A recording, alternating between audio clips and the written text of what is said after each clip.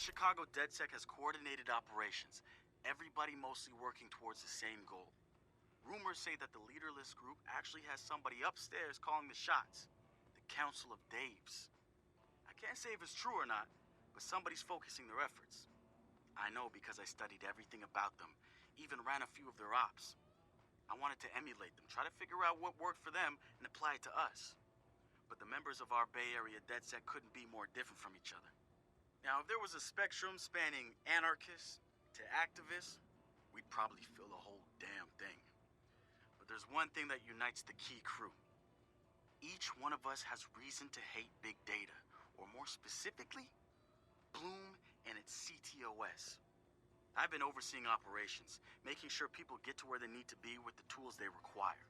I've got eyes on the big picture. The way I see it, I've lit the fuse. It's only a matter of time before Bloom feels the DedSec explosion. DedSec found Josh, hot sauce, posting anti-CTOS videos on Invite. Kid had a plastic Halloween mask over his face, a skull, but like the worst dollar store skull you could find. You could see his eyes through it. Big no-no when it comes to avoiding a profiler. He had a distorted voice, but he didn't change his speech patterns. See, Josh, he's high-functioning autistic, which means he's got a very specific way of talking. Satara found him easily, but he wasn't at all what we expected. When you get down to pure coding, Josh operates on a higher level than the rest of us. We got to look at his CTOS profile, and all kinds of nasty flags popped up. Emotionally challenged, unstable, even a low mental maturity score. He's none of those things, and he quickly became the activist soul of our group. He has a black and white way of seeing things, fair and unfair, which means he can be refreshing and often hilarious. We caught a glimpse of the damage CTOS dealt him. Rejected care programs, cut funding, overcharges. We offered to help him make things right. When we met Josh, he had the right intentions and the wrong approach, like a laser putting on a pretty light show instead of burning holes.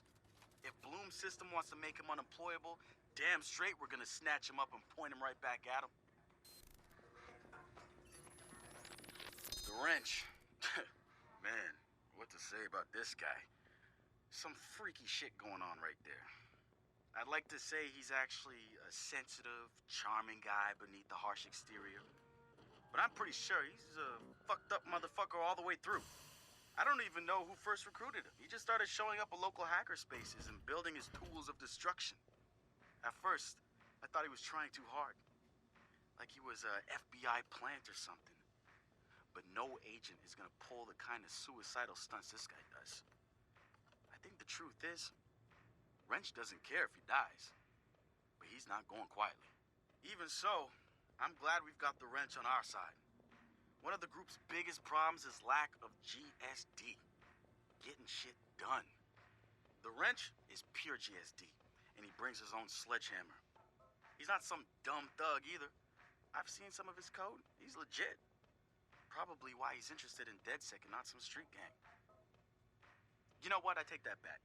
He might actually belong to a street gang. Who knows?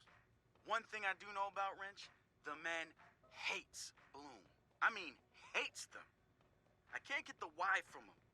It's obvious he wears the mask to avoid facial recognition, but what's he hiding from? He's not saying. Let's talk about Satara. She's been driving DedSec in the Bay Area. The hackerspace, she's paying for it with borrowed money. Every DedSec poster, every flyer, that's Satara. She's even had a hand in our core toolset. Found one of the first 0 days in CTOS 2.0. Some of the guys call her Madam President, but I see her as more of a pirate captain. She'll lead you to the treasure, but you piss her off, you're walking the plank. I had a long talk with her once. Found out where she gets her relentless drive.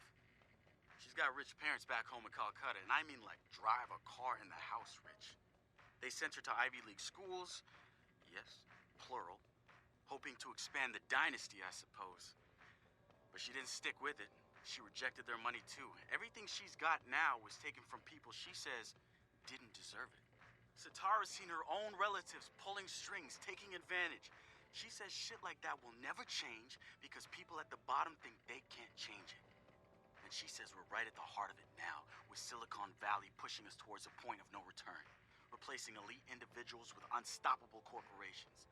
Bloom makes the top of her hit list, and she calls CTOS 2.0 their preemptive strike on any opposition. So we've been looking at this new guy, calls himself Retro. Now I like his style, spent some time in Oakland. In fact, that's where he earned some of his hacker cred. I read everything I could about it when it was going down. The Home Domain Center had to deal with Homeland Security. They rolled out cameras in Oakland and started stockpiling data on everybody. Somehow Retro got targeted by the thing. It profiled him based on his computer skills and marked him as a prime suspect in the local high-tech robbery. The evidence was all digital. Nothing put him at the scene of the crime. And the case was a shit show. Full of quotes from people who didn't know anything about technology, lies everywhere, false flags and fear-mongering. They weren't about to admit to a flaw in their system. Retro got lucky. He got a judge that decided not to throw the book at him. So he ended up with community service. He says it wasn't a big deal because he got to work with kids. Taught them the truth about the system in place. Probably the best lesson they've ever learned. But he knew he was going back after the HDC. He data mined them, hacked into the accounts of their key members, exposed every little thing that showed just how corrupt the system was. A huge victory, right? Yeah, maybe not so much. Oh, he spanked the HDC, no question. Got the program shut down hard. So where did all those cameras in Oakland go? They're still there. But guess who owns them now? Bloom. They're part of the CTOS, being used to track and profile people, just like the HDC was doing. And now Retro's got himself a nasty profile on record. We think he's gonna be eager to do something about it and can't wait to see him work. My bet, he's prime DedSec material.